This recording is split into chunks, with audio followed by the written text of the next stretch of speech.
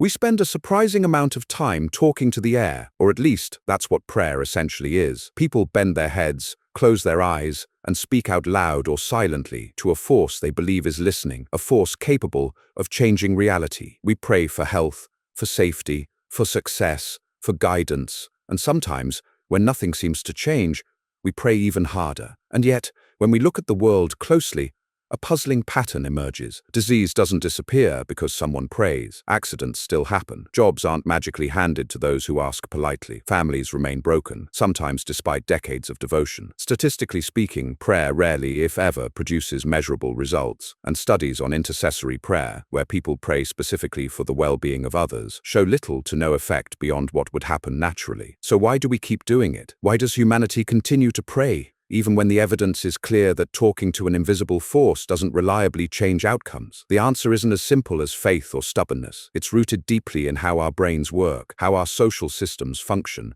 and how humans deal with uncertainty and stress. Cognitive science gives us a starting point. Our brains are wired to detect patterns, to find cause and effect even when none exists. This skill was crucial for survival in the wild, helping early humans spot predators or edible plants. But in the modern world, it also makes us prone to seeing connections that aren't there. If someone prays for a parking spot and then finds one, their brain links cause and effect, even though it was likely coincidence. Over time, these small perceived successes reinforce the behavior, creating a feedback loop that feels meaningful, even without any actual mechanism at work. Then there's the role of confirmation bias. We tend to notice what confirms our beliefs and ignore what doesn't. People rarely keep track of all the times prayer didn't work, but they remember the times it seemed to. A parent who prays for their sick child and then sees them recover may attribute that recovery to prayer, even though medical treatment or natural healing is the true cause. The mind fills in the gaps, constructing a narrative that preserves hope. Hope itself is a powerful motivator. Prayer functions as a ritualized form of hope. Even when nothing changes externally, the act of praying can make people feel calmer, less anxious, more centered. This emotional benefit is real, but it doesn't imply a supernatural mechanism. Studies of meditation, mindfulness, and even journaling show similar effects. In other words, the psychological benefits of prayer are genuine, but they don't prove that the universe is listening. Another layer comes from social conditioning. From childhood, many are taught that prayer is not just helpful, but necessary. It's a way to align oneself with the moral order, to stay connected to community and tradition. Missing a prayer can provoke guilt, not just from personal conscience, but from the subtle pressure of those around you. Over decades, prayer becomes automatic, like brushing your teeth or saying please and thank you, a habit reinforced by social feedback rather than results. Historically, prayer has also served a practical social function. In societies without advanced medicine or organized science, prayer offered a way to feel some semblance of control over uncontrollable forces. Crops failed, plagues spread, and people turned to ritual to restore a sense of order. Even if nothing changed, the communal act of praying created bonds, reinforced shared values,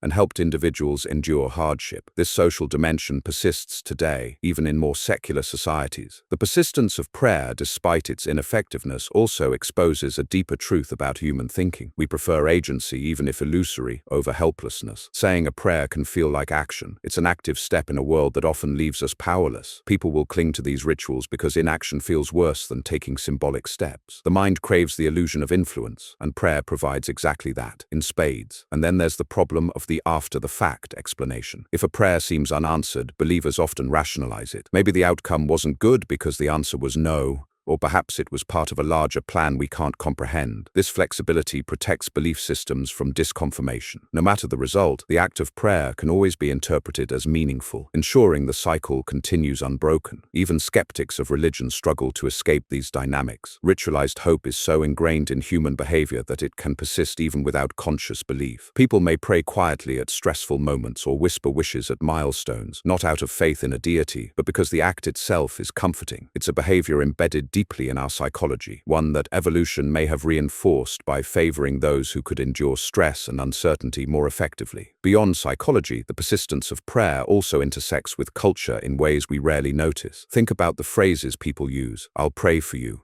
keep you in my prayers, prayers go out to. These words often replace action, subtly shifting responsibility from the individual to an abstract force. When a friend is struggling or a community is in crisis, offering a prayer can feel like doing something meaningful, even if it doesn't change anything tangible. In a strange way, prayer becomes a form of social currency. It signals care, concern, and moral alignment, regardless of efficacy. The language itself encourages this. Prayer is framed as communication. We speak to a listener, imagine a response, and construct stories of intervention. When nothing changes, the blame is externalized. If tragedy strikes, it isn't a failure of prayer. It's a lesson, a test, or a mystery beyond human understanding. This linguistic framing ensures the ritual never really fails in the eyes of the practitioner. The act is safe from falsification, which is why it survives scrutiny that would immediately discredit other human behaviors. Scientific studies offer a stark contrast to these beliefs. One of the most famous experiments on intercessory prayer took place in the 1990s at a major medical center. Patients recovering from heart surgery were divided into groups. Some were prayed for regularly by teams of strangers. Others received no such attention. The results? There was no measurable difference in recovery rates. In some cases, patients who knew they were being prayed for actually experienced slightly higher stress, possibly due to the pressure of expectation. Prayer, at least in controlled studies, showed no causal effect on healing or survival. This raises a question. If prayer doesn't produce tangible results, why do the stories of answered prayers persist? Part of it is statistical inevitability. Across billions of people praying daily, coincidences are inevitable. Someone prays for a loved one to recover from illness, and by chance,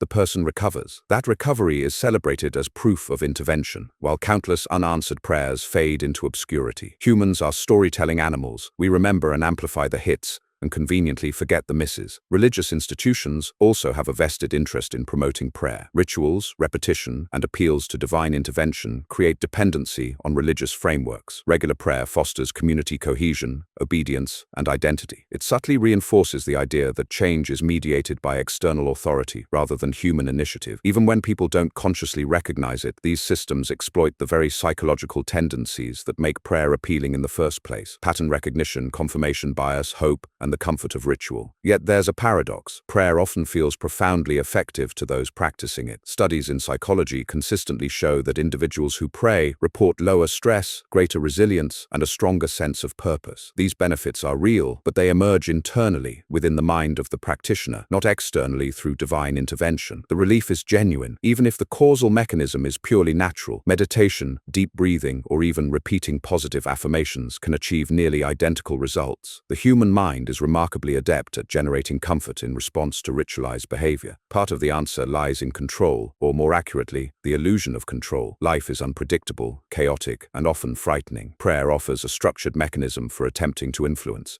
outcomes. By speaking, petitioning, or offering thanks, the practitioner experiences a sense of agency, however small. Even if nothing changes externally, the internal experience provides emotional stability. It's an adaptive coping mechanism disguised as supernatural intervention. The social dimension cannot be overstated. In many communities, failing to pray, or failing to appear to pray, can carry consequences. It can invite judgment, suspicion, or exclusion. This social pressure maintains the ritual even among those who may doubt its efficacy privately. In some cases, prayer serves less as a communication with a deity and more as a signal of belonging, a visible demonstration of moral alignment and social solidarity. Interestingly, some of the most devoted practitioners of prayer do so with an awareness that it may not literally influence reality. Their persistence is a testament to the strength of habit, tradition, and psychological reinforcement rather than evidence of supernatural outcomes. The ritual itself has become an end, independent of its original purpose. People keep praying because the act comforts them, not because it works in the way they were taught. We also see this in crises. Natural disasters, unexpected illnesses,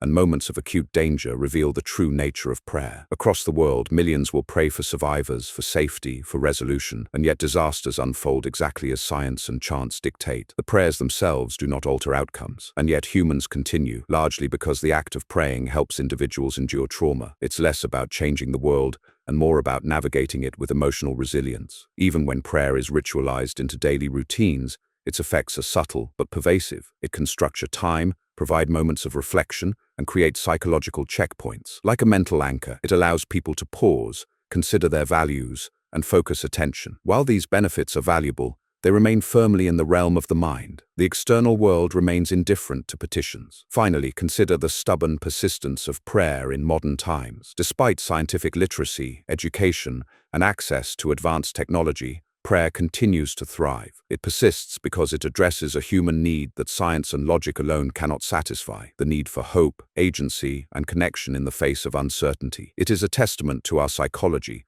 not to the efficacy of the act itself. History provides some of the clearest lessons on the limits of prayer. Entire communities have prayed for deliverance from plagues, famine, or war, and yet misfortune struck with little regard for devotion. In medieval Europe, the Black Death wiped out roughly 1/3 of the population despite constant, fervent prayers. In modern times, nations struck by natural disasters, earthquakes, tsunamis, hurricanes, often see the same phenomenon. Prayers pour in from around the globe, yet the outcomes remain dictated by natural forces. These historical patterns make it clear prayer alone does not bend reality. Yet anecdotes of miraculous outcomes continue to dominate public perception. People share stories of survival against all odds, recovery from terminal illness, or improbable reunions after tragedy. The human mind loves a narrative where hope triumphs, but careful examination often reveals alternative explanations. Survival may be due to medical treatment, statistical probability, or sheer coincidence. And yet these explanations rarely diminish the perceived power of prayer. Humans crave stories that confirm the idea of intervention, even when evidence suggests otherwise. One overlooked factor is the role of memory and selective attention. People remember dramatic recoveries far more vividly than mundane failures. This bias is amplified by social sharing, particularly in religious communities. A single miracle story can spread widely, reinforcing belief in the efficacy of prayer, while thousands of unanswered prayers vanish quietly from collective memory.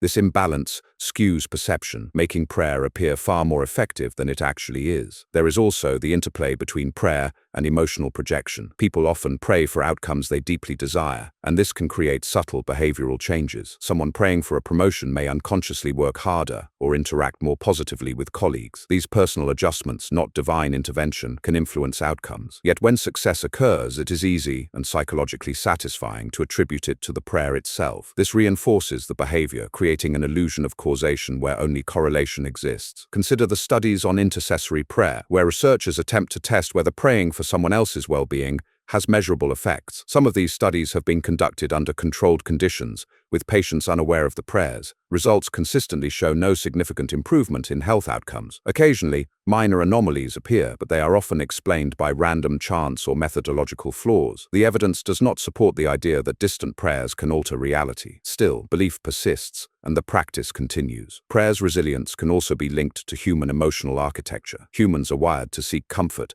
and reduce uncertainty. Prayer functions as an emotional tool, creating a sense of stability in a chaotic world. When confronted with loss, fear, or ambiguity, the act of petitioning an unseen force provides structure and reassurance. It is a psychological coping mechanism masquerading as a conduit to external change. In many ways, prayer mirrors other forms of ritualized behavior. People repeat mantras, engage in meditation, or perform repetitive tasks for comfort. Rituals provide predictability and a sense of control. Prayer is just one manifestation of this tendency, reinforced by cultural and social frameworks. It persists, not because it changes the external world, but because it reliably changes the internal one. Cultural reinforcement amplifies these effects. In communities where prayer is central, deviating from it can carry social costs. Individuals learn early that praying is normative, expected, and morally approved. This pressure ensures continuity of practice across generations. Even when doubt arises, the weight of tradition and social expectation keeps the ritual alive. In effect,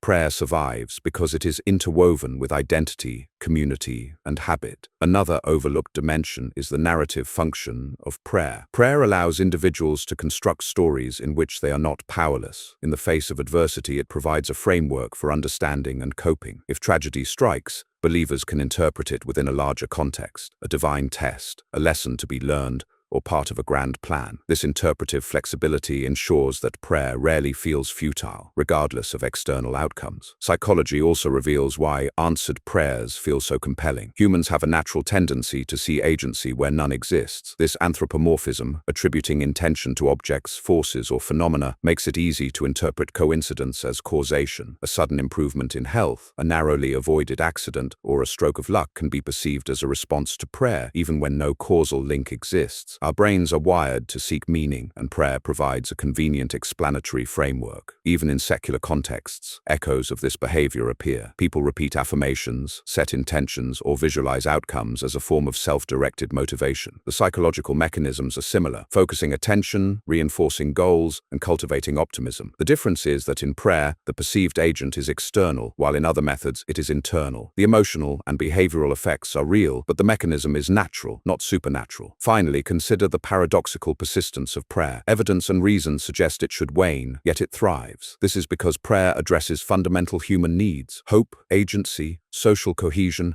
and emotional stability. It persists not because it works in the physical sense, but because it works in the psychological sense. Prayer is an enduring human strategy for confronting uncertainty, managing stress, and navigating the uncontrollable forces of life. Even in the modern world, where scientific knowledge and medical expertise are widespread, prayer retains a strange resilience. Hospitals often have chapels, patients request clergy visits, and prayer chains are still common in schools and workplaces. This persistence is striking because it exists alongside systems explicitly designed to produce measurable outcomes: treatments, surgeries, therapies, and interventions grounded in evidence. Yet despite clear proof of what works, people continue to pray. The act is no longer a necessary survival tool. It has become something else entirely. It has become, in large part, a ritual of psychological maintenance. Prayer provides structure to chaos. In moments of crisis, it marks a pause, a deliberate act of focus. Saying the words, however quietly, is a way to assert presence, to claim some sense of agency in a world that often seems indifferent. This psychological function is so powerful that it can override logic. People continue praying because stopping feels like surrendering control, even when they understand, consciously or subconsciously, that the prayers are unlikely to influence outcomes. Real-life cases illustrate this vividly. Consider families facing terminal illness. Many will pray intensely for recovery. Sometimes miracles do appear, or seem to, but more often outcomes follow medical reality. Parents may pray for their child to survive cancer, yet despite every supplication, the disease progresses. And still, families continue praying because the act itself provides comfort, unity, and emotional scaffolding during unimaginable stress. The prayer does not cure the illness, but it does sustain hope and maintain social bonds in moments when despair could otherwise be overwhelming. Prayer also interacts with human social dynamics in subtle ways. Expressing concern through prayer signals empathy and moral engagement. It's a tool for maintaining relationships. Saying, "I'll pray for you," conveys solidarity, care, and attentiveness. These social signals are real and impactful, even if the external universe remains indifferent. In this sense, prayer works, just not in the way most people imagine. It shapes social perception and emotional connection rather than altering physical reality. There are also overlooked, more obscure mechanisms reinforcing prayer. One is the placebo-like effect. Studies in psychology show that rituals and belief systems can trigger genuine physiological responses: reduced stress hormones, lowered blood pressure, improved immune function. Prayer, like meditation or structured reflection, can create measurable changes in the body's stress response. These are natural effects, yet they feel profound and personal to practitioners. The body responds to belief as if it were reality, creating a feedback loop that strengthens the ritual's perceived efficacy. Another factor is narrative preservation. Prayer helps people construct stories where life events make sense. If tragedy strikes, the act of praying allows one to fit chaos into a meaningful framework. This cognitive function is so important that humans evolved to prefer it, even when the explanatory framework is untrue. Ritualized supplication provides continuity, a narrative thread that ties past, present, and future together. It gives people the sense that events are not random, even when they are. Consider also the role of memory distortion. People recall answered prayers more vividly than the ones that go unfulfilled. A single miraculous recovery can outweigh countless unmet petitions in memory. Social reinforcement amplifies this bias. Communities celebrate miracles while quietly ignoring the failures. This selective attention maintains the perception that prayer works, even though objective measurement tells a different story. Psychological research on coping mechanisms offers further insight. Humans are particularly bad at tolerating uncertainty. We instinctively seek patterns, agency, and predictability. Prayer functions as an emotional lever, creating the illusion of control. Saying a prayer is an active step, a concrete action that reduces feelings of helplessness. Even if the external world is unaffected, the mind interprets the act as efficacy, providing relief from anxiety and stress. The benefit is real, just not supernatural. Historically, prayer has also been an instrument of social cohesion and moral regulation. In pre-scientific societies, ritualized prayer created communal bonds, reinforced hierarchy, and structured behavior. Even today, those functions persist. Participating in prayer ties individuals to community and tradition. It conveys identity, shared values, and belonging. These social functions are independent of any divine response,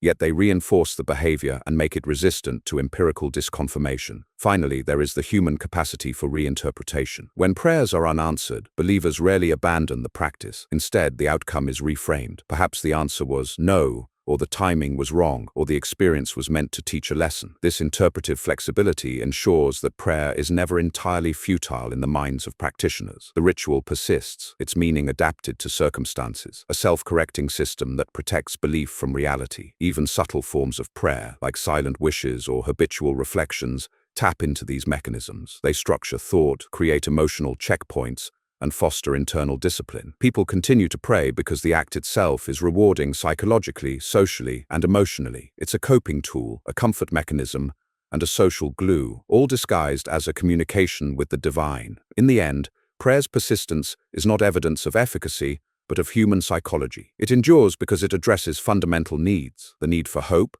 the need for agency, the need for community, and the need to make sense of an unpredictable world. It persists because it works, just not in the way most people are taught to believe. The external universe remains indifferent, but the human mind thrives on the ritual, the story, and the sense of purpose that prayer provides. Across cultures, across centuries, and across belief, systems prayer remains a central human activity. From the grandest cathedrals to quiet moments in solitude, people continue to speak to forces they cannot see and control outcomes they cannot influence. Yet the more we examine it scientifically, historically, and psychologically, the clearer it becomes. Prayer does not change the physical world. It does not heal the sick, prevent disasters, or bend fate. Its power is entirely internal. The most striking element of prayer is how it exposes the quirks of the human mind. We are pattern seekers, storytellers, and hope seekers. Our brains are wired to interpret coincidence as causation, to amplify successes and forget failures, and to construct meaning from randomness. Prayer taps directly into these tendencies. It gives the illusion of agency, even when we are powerless. It offers comfort in the face of chaos, and it strengthens social bonds that might otherwise fray under stress. Yet, for all its lack of external efficacy, prayer is not without value. People who pray often experience calmer minds, lower stress levels, and a sense of connection, both to themselves and to their communities. In a world that is unpredictable and often cruel, these effects are adaptive. They help individuals cope, endure hardship, and sustain hope. But it's crucial to recognize the difference between psychological benefit and supernatural intervention. The benefits of prayer are real, but the mechanism is entirely natural. This distinction is important because it shifts the focus from wishful thinking to self-awareness. Instead of relying on invisible forces, humans can harness the same emotional and social benefits through intentional practices that are transparent and controllable. Meditation, mindfulness, reflection, social support, or even simply focusing on gratitude and goals. These practices provide the comfort, structure, and hope that prayer provides, without appealing to entities that may not exist. In truth, the persistence of prayer is a testament not to the universe listening, but to human resilience. It shows how deeply our minds crave hope and control, how our social instincts reinforce behavior, and how rituals can shape emotion and identity. People continue to pray not because it works in the world outside, but because it works in the world inside. And yet this is not a call to ridicule or dismiss. Understanding why prayer persists allows us to appreciate the human need for hope and narrative, while also recognizing that the universe operates independently of petitions and pleas. We can honor the comfort it provides without mistaking it for power. We can learn from the psychological and social mechanisms that make prayer compelling, and perhaps apply that insight to build systems of support, understanding, and resilience that rely on reality, not illusion. Ultimately, the story of prayer is a story about us. It is about how humans cope with uncertainty, how we search for meaning in randomness, and how we sustain hope when faced with the uncontrollable. Prayer doesn't work in the sense most people imagine, but it does work in the sense that matters most to our minds and communities. It persists because it meets deep, universal human needs, not because it bends the cosmos. And maybe that is the most remarkable thing about prayer. Not that it moves mountains, but that it moves us. Not that it changes the world, but that it shapes the human experience in ways that are subtle, enduring, and profoundly human.